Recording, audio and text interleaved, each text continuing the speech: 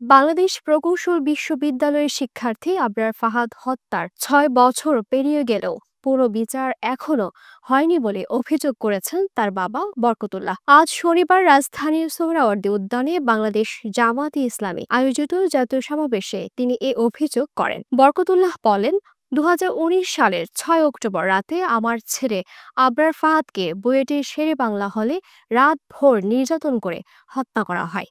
তার একমাত্র অপরাধ ছিল সে দেশের পক্ষে কথা বলেছিল।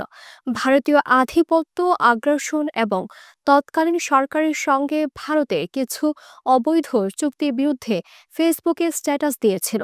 তিনি বলেন, আবরার লিখেছিল, ভারত গোপন চুক্তিতে ফেনী নদীর পানি নিচ্ছে, আমরা ইলিশ পাচ্ছি না, অথচ আমাদের ইলিশ কম দামে ভারতে পাঠানো হচ্ছে। এ কথা বলার অপরাধেই তাকে হত্যা করা হয়েছে।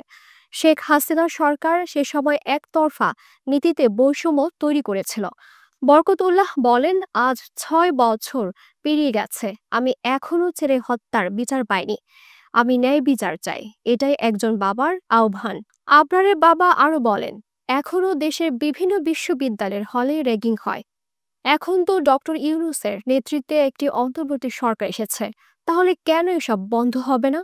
তিনি অভিযোগ করেন, জুলাই আগস্টে যেসব তরুণ শহীদ হয়েছে অন্তর্বর্তী সরকার তাদের তালিকা করেছে, এটা ভালো।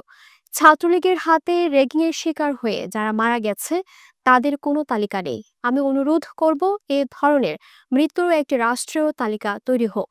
তিনি বলেন, আমার ছেলে নিজের দেশকে ভালোবেসেছিল, সেটাই ছিল তার অপরাধ। আমি বারবার বিচার চাইছি, এখনো সে প্রক্রিয়া অসম্পূর্ণ। আমি দেশের বিবেকবান মানুষের কাছে অনুরোধ জানাই, আবরারের জন্য ন্যায় বিচার নিশ্চিত করুন।